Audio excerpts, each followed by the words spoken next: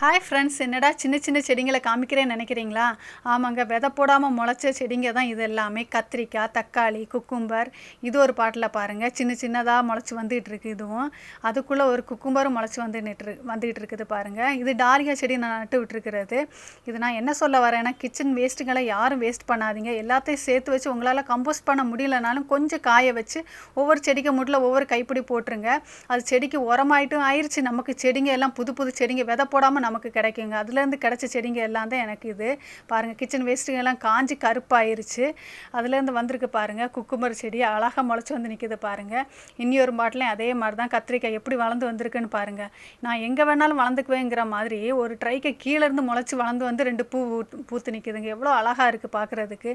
இதே மாதிரி தான் நீங்கள் வேஸ்ட்டுங்களை எதுவும் வேஸ்ட் பண்ணாமல் செடிங்களுக்கு போட்டு உரம் ஆக்கிடுங்க. அப்படியே ஸ்டெப் இறங்கி வரக்கூடிய டைம் 2 காராமணி காஞ்சிருந்துச்சு, அதையும் பறிச்சுட்டு வந்துட்டேன். இந்த வீடியோ பிடிச்சிச்சா லைக் பண்ணி